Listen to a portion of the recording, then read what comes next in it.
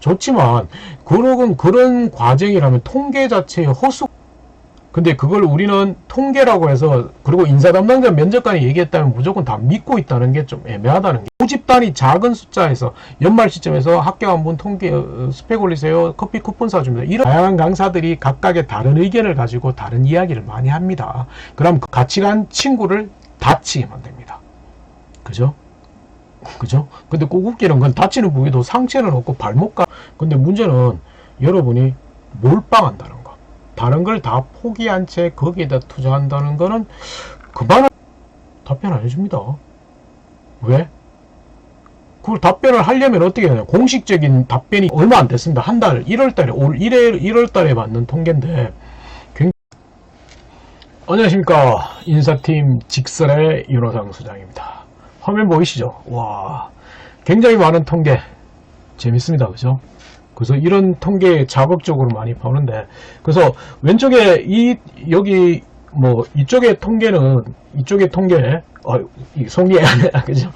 이쪽 편의 통계 굉장히 많죠. 이런 통계. 최근에 여기는 이 통계 같은 경우는 제가 페이스북에서 봤습니다. 페이스북에서 어떤 분이 인사 쪽에 관련된, 물론 취업 쪽에 관련된 분이 이걸 올려놓았더라고요. 얼마 안 됐습니다. 한 달, 1월달에, 올 1월달에 받는 통계인데 굉장히 놀랍더라고요. 그죠? 그래서 보면, 인사 담당자가 꼽는 불필요한 스펙 1위는 극기 이색 체험이다. 진짜? 좀 생각해보죠. 극기 이색 체험이 그렇게 나쁜가요? 물론 국토대장정 이거는 굉장히, 제가 이전에도 한번 얘기했지만 좀 애매한 부분이 많죠. 국토대장정은 꼭 보면 이제 엄밀해서 굉장히 좋은 극기 이색 체험인데, 이게 너무 많이 가다 보니까 이게 애매해졌다고 말씀을 드렸어요. 왜냐하면 솔직히 그 자소서나 면접에서 쓸만한 게 별로 없었고, 여러분 선배들이 굉장히 많이 썼던 소재이기 때문에, 그리고 쓸만한 게 없다 보니까 여러분이 각색해서 막 꾸며내는데 대부분이 꾸며내는 게 다 똑같기 때문에가 문제죠. 왜?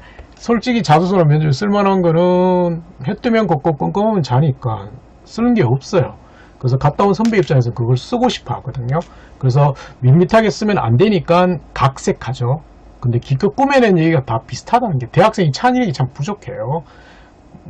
대부분 똑같아요. 같이 간 친구를 다치게 만듭니다. 그죠? 근데 꼭 웃기는 건 다치는 부위도 상체는 없고 발목과 다리만 다칩니다. 그러다 보니까 이게 너무 많이 봐서 극기 이색 체험이 좀 애매했다는 거. 그죠? 그래서 그런 논리가 있었고, 한번 보자고요. 그래서 최근이지만 한자 한국사 자격증 이거는 다 따던데. 그래서 예전에는 GSAT, SSAT일 때는 이제 한국사라든지 이게 있으면 가점을 5% 준다고 해서 모 학교에 갔는데 방학 때 도서관에 전체가 한국사 공부하고 있더라고요. 그래서 좀 미안하지만 제가 쿡 찔러가지고 공부한증 꿀러가지고 이거 왜 공부하냐고 물었더만, 삼성에 지원할 때는 가산점 5%를 주기 때문에. 차라리 그거 따는 목적보다는 SSAT 그때 당시에 그거 공부하는 게 더 5% 더 이상 가지 않을까요? 그리고 이제 한국사라든지 이게 좀 커말이라든지 이게 공공기관에 많이 가산점을 주죠. 근데 그거 찾아보셔야 돼요. 무턱대고 다 가산점 공공기관 이렇다 보니까. 근데 그게 다, 근데 어떤 기관들은 이게 뭐냐면, 한전 같은 경우는 이렇게 플러스 이렇게 해주지만, 그게 아닌 기관들은 여러 가산점 중에 하나만 인정해 주거든요. 그럼 제일 높은, 만약에 청년 고용 대상자 가산점이 30점이고 한국사가 15점이라면 한국사를 열심히 해가지고 따봤자 문제는 청년 그거 하나 그냥 자연스럽게 30점은 끝나버릴 수도 있어요. 그래서 이거는 왜 그러냐면, 저학년이라면 다양한 자격증이라든지 이런 것들에 대해서 공부하는 게 중요한 부분이겠죠. 그래서 근데 고학년이 되면 이게 과연 큰 의미는 있을까? 왜? 의미는 있습니다. 하루 1시간씩 투자해서 여러분이 자격증을 딴다면 얼마든지 따라가고 싶어요. 근데 문제는 여러분이 몰빵한다는 거, 다른 걸 다 포기한 채 거기에다 투자한다는 거는 그만한 효용 가치는 없어요. 기회비용을 이제 따져야 된다는 걸 좀 생각을 해보셔야 돼요. 그래서 이제 그러면 여러 개 문제, 그 다음에 석학사박이 굉장히 전문 분야와 연관되면 의미가 있어요. 근데 연관성이 없으면 조금 애매하겠죠. 외국어는 하한 점수를 주고, 그 다음에 해외 경험은 은밀히 와서, 요즘에 대부분이 이제 코로나 때문에 작년에는 못 갔겠지만, 다양한 해외 경험이 예전에는 의미가 있었다라고 한때도 있었죠. 그건 한 5년 전에. 왜냐하면 해외 유학이라든지 어학연수 이 경험이 굉장히 특이했던 경험이기 때문에 다른 친구들이 안 갔기 때문에 내가 하는 거는 굉장히 좋은 의미를 가져요. 의미를 가지는데, 근데 남들이 다 갔다 오는 경험이라면 이제는 큰 의미가 없다는 게 좀 문제라는 거 생각해 보셔야 돼요. 그래서 그런 관점이라면 좀 아니라는 것도 생각해 보셔야 되고, 그렇다 따지면 그 다음에 뭐 여러 봉사활동 이런 거 있는데, 근데 정말 오늘 할 얘기는 이 불필요한 스펙 1, 2위를 따지자는 건 아닙니다. 그래서 엄밀히 말해서 이게 다 의미는 있습니다. 나름의 각각의 케이스 케바케이기 때문에 이걸 통계치한다는 게 조금 저는 애매하다는 게 좀 제 목적성은 오늘 그 얘기를 하려고 하는 건데, 좀 생각해 봐야 돼요. 이게 이제 더 웃기는 건 올 지금 1월 달에 이제 모분의 페이스북에서 봤던 건데, 취업 전문가라는 분을. 근데 이 통계치 언제 건 줄 아세요? 2016년 통계 자료입니다. 근데 그걸 우리는 통계라고 해서, 그리고 인사 담당자 면접관이 얘기했다면 무조건 다 믿고 있다는 게 좀 애매하다는 게 좀 생각해 봐야 돼요. 그래서 여기 보면 좌측편에도 여러 가지 통계들이 많죠. 굉장히 많습니다. 근데 이 통계가 과연 뭐를 대변하느냐? 통계는 통계일 뿐일 수도 있다는 거. 그렇기 때문에 이걸 너무 맹신하는 건 조금 생각해 봐야 돼요. 근데 정말 숨어져 있는 게 있습니다. 이게 왜 그러냐면 스펙적인 면도 똑같았겠지만, 스펙이라고는 전에도 한번 얘기했지만, 스펙은 기업이, 제가 인사 담당자에 있으면서 스펙을 통계해본 역사가 없습니다. 근데 여러분은 다 스펙이라고 알고 있다는 게 이상하지 않나요? 근데 통계를 인사 담당자는 안 내는데 어떻게 알고 있어요? 얘기했듯이 그걸 낸다고 해도 외부에 공표할 수 있어요? 그건 아니라는 거. 그래서 모집단이 작은 숫자에서 연말 시점에서 합격한 분 통계 스펙 올리세요, 커피 쿠폰 사줍니다, 이렇게 시작했던 겁니다. 그럼 몇 명에 대한 통계고, 그리고 여러분이 통계 스펙에 대해서 얘기를 한다면 내가 있는 스펙을 그대로 얘기해 줄 거냐? 아니죠. 스펙을 더 업해서 오겠죠. 그럼 그분점에서는 또 아니라는 거 생각해 봐야겠죠. 그리고 이제 이 통계, 취업 포탈에서 하는 통계 한계성이 더 있습니다. 근데 여기 보면 인사 담당자, 그죠? 근데 면접관은 잘 없습니다. 면접관 통계도 있겠지만, 여기 다 보면 인사 담당자 쪽이 많고, 면접관도 일부 있긴 있습니다. 근데 이 부분을 좀 생각해 봐야 돼요. 취업 포탈에서 인사 담당자 50명을 대상으로 100명을 대상으로 하니까 90 몇 명이 이렇다. 뭐, 의미는 나름이 있겠죠. 의미는 있는데, 이거 생각해 보니까, 인사 담당자, 대기업의 인사 담당자나 공공기관의 인사 담당자가 영향력이 더 큰데, 그 사람들은 답변을 해줄 것 같냐고, 이걸. 답변 안 해줍니다. 왜? 그걸 답변을 하려면 어떻게 하냐? 공식적인 답변이기 때문에 어떻게 얘기하냐? 고용노동부 해달라고 그래도 잘 안 해주려고 그러는데, 그럼 취업 포탈에 사기업에서 해달라고 해서 해주냐고요? 왜? 답변을 하려면 공식적인 회사의 결재를 덕해가지고 회사의 허가를 받은 다음에 답변을 할 수밖에 없는 게 그 상황입니다.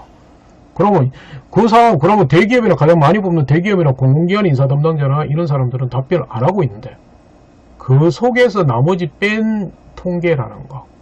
그러면 이 통계가 유의미할까를 생각해요. 물론 참고자료는 굉장히 좋습니다. 좋지만, 그런 과정이라면 통계 자체의 허수가 아닐까요? 그러면? 맞잖아요. 가짜뉴스일 수도 있어요, 이게. 가짜뉴스가 통계치로 될 수도 있다는 거. 그거는 왜 그러냐면, 실제 통계의 허수 못하기 때문에. 그렇기 때문에 이걸 너무 맹신할 필요는 없다. 그래 따지면 우리가 소위 말하는 취업 카페라든지 여기서 하는 것도 그분들이 전문가인지 아닌지도 모르는 상황에서 그걸 믿어야 되는지도 생각해야 돼요.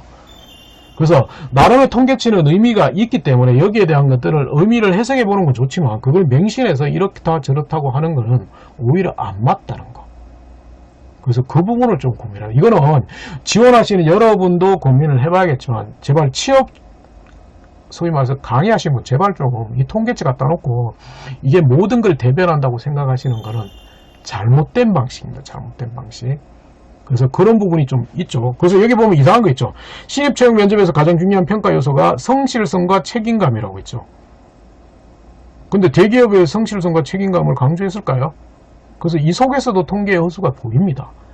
근데 우리는 성실감과 책임감을 강조하다 보니까 이 단어를 굉장히 많은 자소서나 면접에 써버린다는 거. 오히려 별로 안 좋아해요. 그래서 그런 부분이 있기 때문에 이기에 대한 통계는 우리가 절대적으로 맹신하지 말자고. 참조는 되는데 맹신하지 말자고. 통계 속에서는 허수가 있다. 그러면 여러분의 여기 관련된 뉴스가 가짜 뉴스일 수도 있을 수가 생겨요. 취업 카페에서 소위 말해서 전문가라고 자칭 전문가라 하는 사람도 가짜 뉴스를 만들 수밖에 없는 구조가 많다는 거. 그래서 그러면 더 헷갈리죠. 우리 어떻게 준비해야 돼요? 이렇게 헷갈리는데, 가장 중요한 거는 각각의 여러분도 이미 느껴봤을 거예요. 다양한 강사들이 각각의 다른 의견을 가지고 다른 이야기를 많이 합니다.